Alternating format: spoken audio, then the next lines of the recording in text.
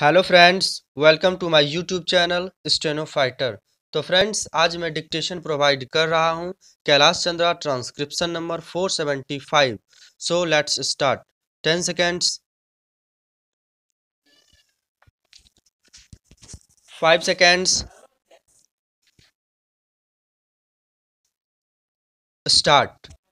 Sir, while speaking yesterday, I referred to the problem created for the Export Promotion Council by the quality of goods supplied, which lacked both imagination and integrity. Therefore, not only have standards to be laid down, but some help has also to be given by way of backing properly to all those people who would also like to ask the Honorable Minister to clarify as to how he is going to lay down the standard for the goods. Will the contract between the buyer and the seller be concluded first, and then the quality or standard will be decided? The question of price has to be settled, and we also know that the price varies according to the country that buys the article. I think the House rightly laid emphasis on the desirability of fixing some standard for goods for the home market and also for our imports. The standards for imports, I am told, are governed by other international import rules. Those also must be varying according to the country of import.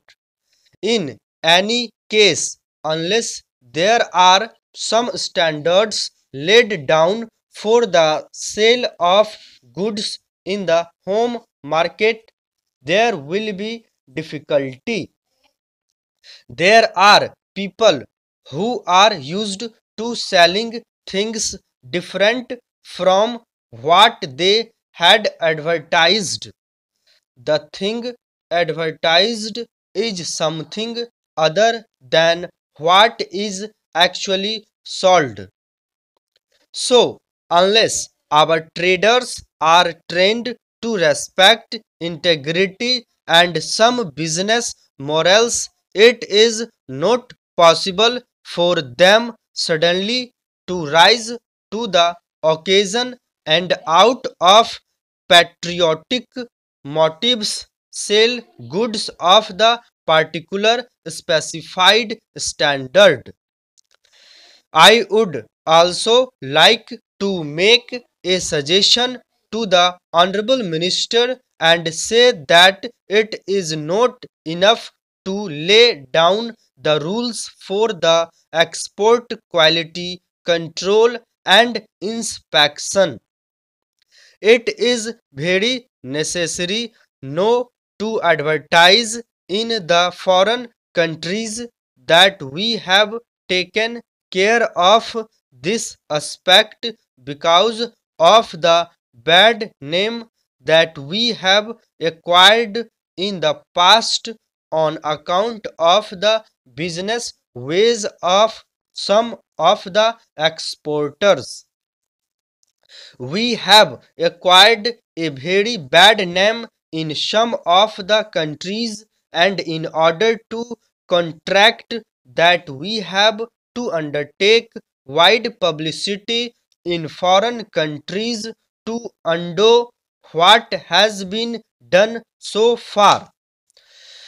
There is one more question which I would like to ask the Honorable Minister so that he may clarify the doubt that may be in the minds of some honorable members. It is stated that the funds for the Export Promotion Council would be partially from the government and partly from funds paid by way of donation. I want to know whether the donors, if they are business people, would not be in a position to take advantage of the position and misuse this export promotion council. Instead, I would suggest that heavy fees may be prescribed for the inspection of the goods, and if necessary, all the money that is required should come from the government and no money should be accepted by way of donations. I would also like the government to see that punishment is not so much in the form of fine, because it is well known that where money is got freely either through black marketing or by taking advantage of certain trade conditions, fine is no consideration at all. 10 or even 100 times the fine can be made good by the people who indulge in these malpractices. Therefore, it is not only enough to prescribe punishment for the persons who are found guilty under this act, but it is also necessary that we prescribe heavy punishment for the inspectors so as to leave no room for suspicion in the minds of the people. I would now like to refer to the question of co-option. I do not know why it has not occurred to the members in the opposition and those who doubted the need for co-option that the variety of goods itself will not make it possible for the council to have members on the council who would be conversant with the qualities of all types of goods.